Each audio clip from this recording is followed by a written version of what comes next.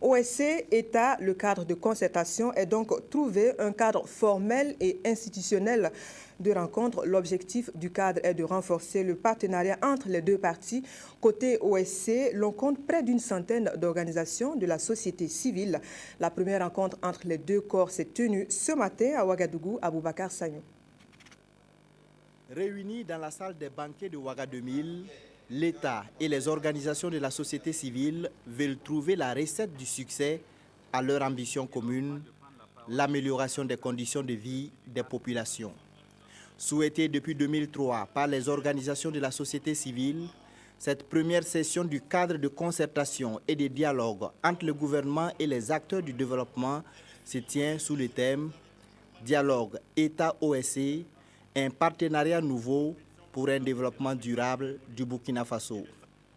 Ces échanges ont pour objectif de consolider la collaboration entre les deux parties et d'améliorer la participation des OSC à l'essor socio-économique du Burkina Faso. L'État doit travailler en partenariat avec l'ensemble des composants. Et l'État a commencé à le faire avec les privés, les opérateurs économiques. L'État a commencé à le faire également avec d'autres composants de la société. Il était de bon ton que l'État le poursuive avec la société civile. Nous sommes dans un contexte particulier de la transition qui est intervenue donc après l'insurrection populaire. Il est bon que ces composantes majeures qui ont contribué donc à l'avènement de l'insurrection puissent s'approprier au mieux leur mission et accompagner donc du mieux qu'ils peuvent l'État burkinabé pour que les objectifs de développement durable puissent être atteints.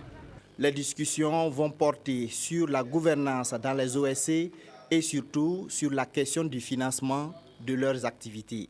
Les moyens avec lesquels les associations travaillent, ce sont les appuis des partenaires extérieurs. Ça ne vient pas forcément de l'argent du contribuable. Pourtant, nous travaillons pour notre propre pays. Nous disons que cet état de fait doit changer, de sorte à ce que nous contribuons au trésor public, que ça puisse être véritablement bien reparti et que les OSC aient une partie au moins pour mener les actions de développement.